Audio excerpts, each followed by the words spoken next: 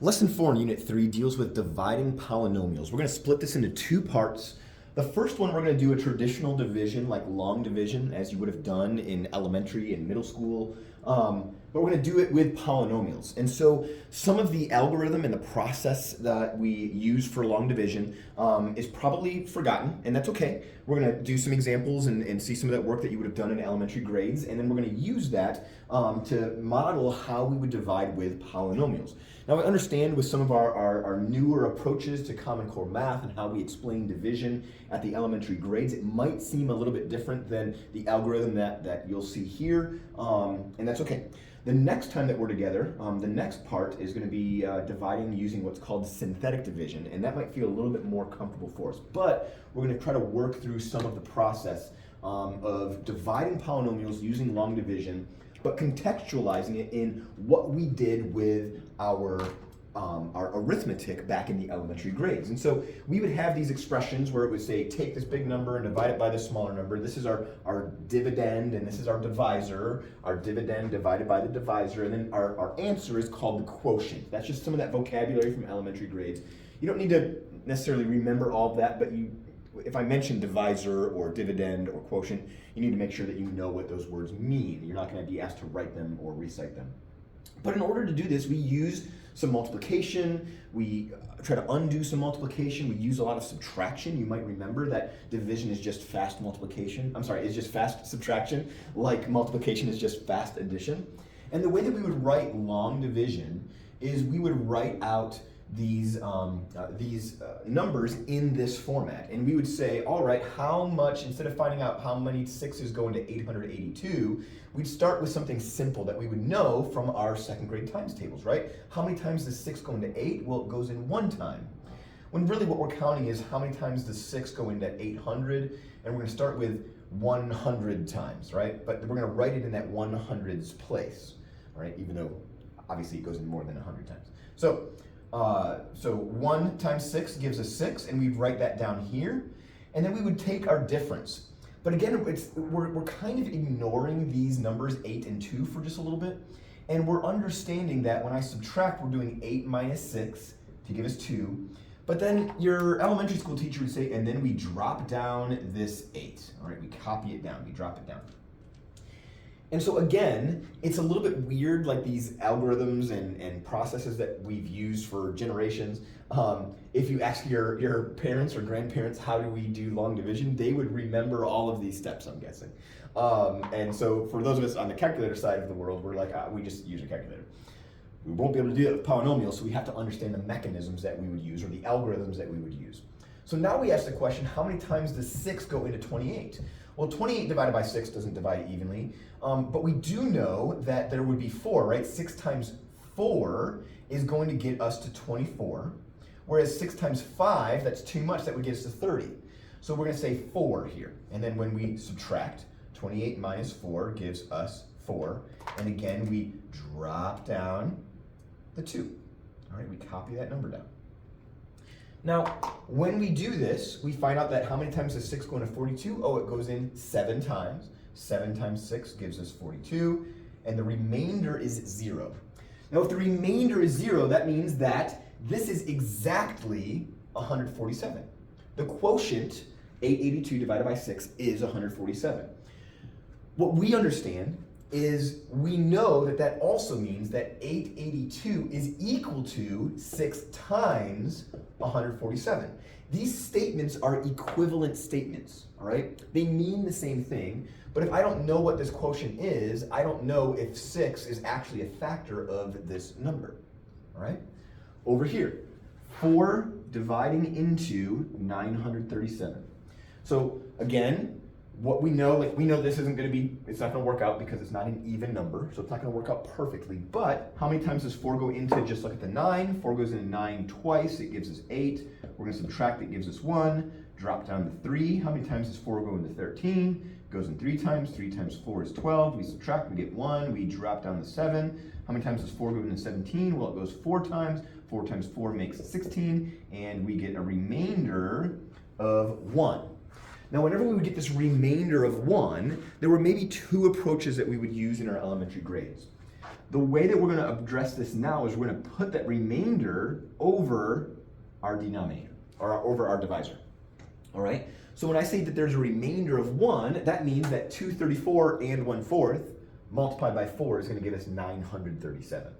Right? If I took 936 and divided by 4, I would have no remainder. Right? That would work out very nicely. But it looks like I have an extra 4th here. Womp womp. So we get to handle that how we would in 5th and 6th grade, or earlier. I don't know what grades you guys do that in. All right, so we're going to go through this process of using long division to divide polynomials.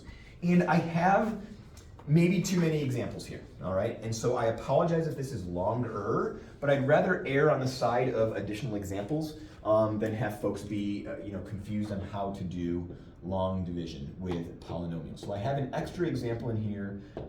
Again, I hope that that's okay with you. How many times does, again, we're just gonna look at the x here. How many times does x go into x squared? Well, it goes in x times, all right? And actually, I'm gonna write that over here.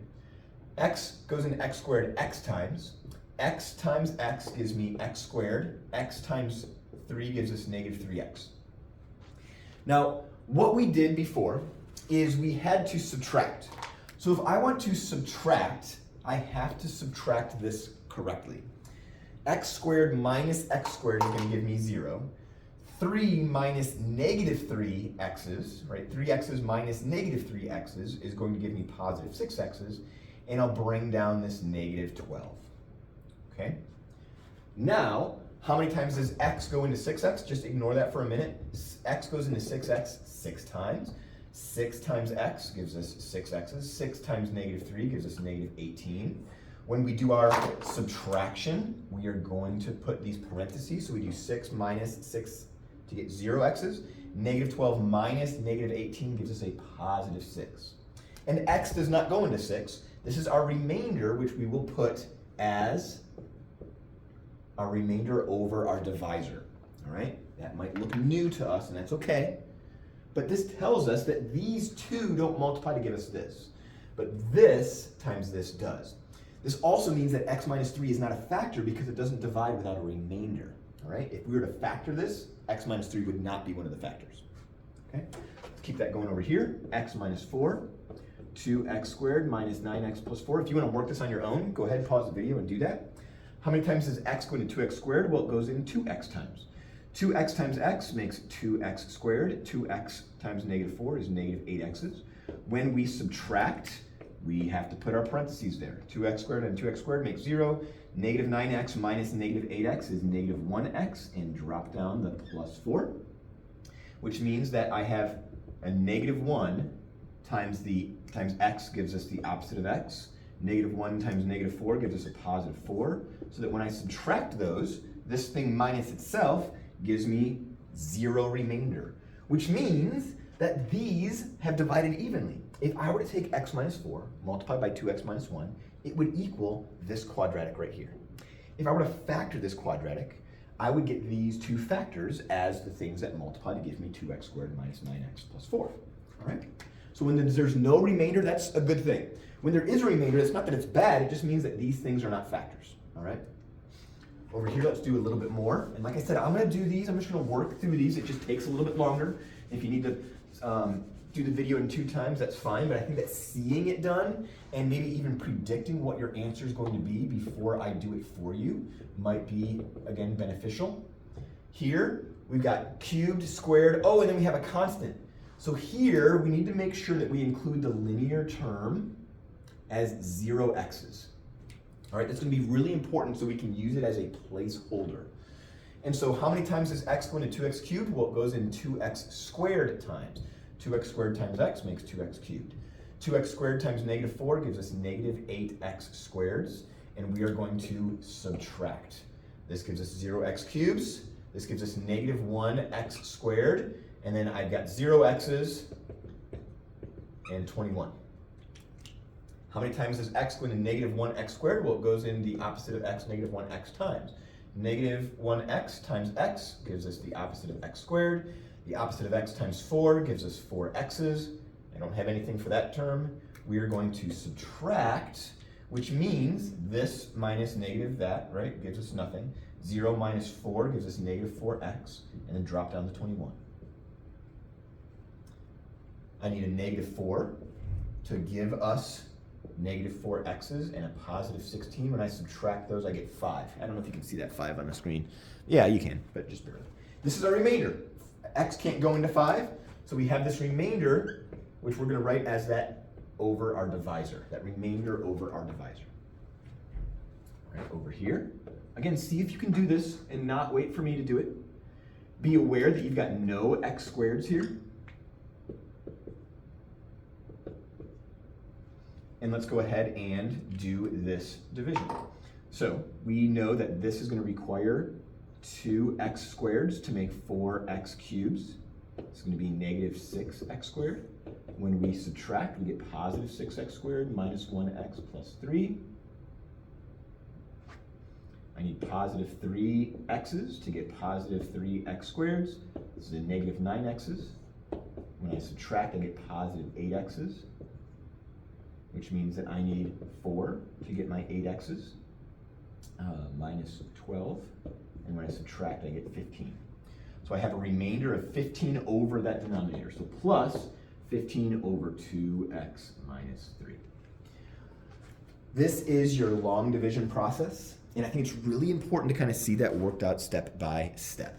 I have one more, all right? And this one is dividing a quartic by a quadratic. And so this one might take us a little bit longer. If any of those you had questions on, please ask, and we'll address that as needed. We've got x to the 4th and 3x cubed and negative 5x squared and negative 8x's and 6. So this is going to give me x squared times x squared is going to give me x to the 4th, but I got to multiply this by all of those. Distribution. We practiced multiplication in lesson 1 and 2 at the end of last semester, so this gives me 2x cubed, negative 6x squared. When I do my subtraction, cancel, this leaves 1x cubed. These add up to positive 1x squared, and then I can drop those down if I want to. Over here, I need to have an x to get x cubed, and 2x squareds, and negative 6x's, and I'm going to subtract those, cancel out.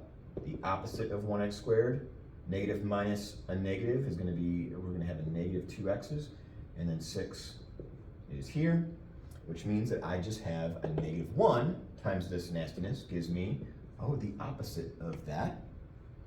And when I subtract those, when I take something minus itself, I'm going to get 0.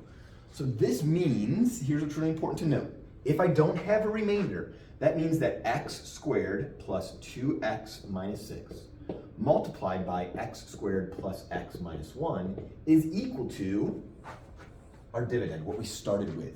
All right? It means that this is a factor of that. It also means that our quotient is a factor of that. Which brings us to the closing part of our conversation. The closing part of our conversation is understanding what factors are. Now, when a number divides into another number without a remainder, we say that that divisor is a factor of the dividend, but also the quotient is a factor of the dividend. So examples, we know that 6 is a factor of 30 because if I divide them, 30 divided by 6, I get 5. 5 is a factor of 30 because if I divide 30 by 5, I get 6, all right? No remainder. 7 is not a factor of 30 because if I divide 30 by 7, I get 4 with a remainder of 2. So 4 and 2 sevenths, all right? That's not a whole number. And it doesn't divide evenly, right, without remainders. And so 7 is therefore not a factor of 30 because it has remainders. So here, when it asks this question, and this is how this will be posed for you in your classwork and maybe on quiz and test, is this expression a factor of this polynomial? What that means is, does my remainder equal 0? Does my remainder equal 0? So when we do this division, we'll find out that I get x squared and 4x's. I'll subtract. And 2. I'll subtract. There's no remainder, so the answer is yes. X plus 4 is a factor because there is no remainder. All right? This one, you knew it was going to come. I want for you to try that. Does x plus 4 divide evenly into x cubed plus 3x squared minus 6x minus 7? I would love for you to be able to answer that with telling me what the quotient is and whether or not the remainder is 0. All right, and that is all that I have for us today. Obviously a little bit arduous with having to do this long division process. You can tell it takes up a lot of space. We might actually do our work on separate sheets of paper in class instead of trying to provide you space on printer sheet. So bring some paper to class that you can turn in.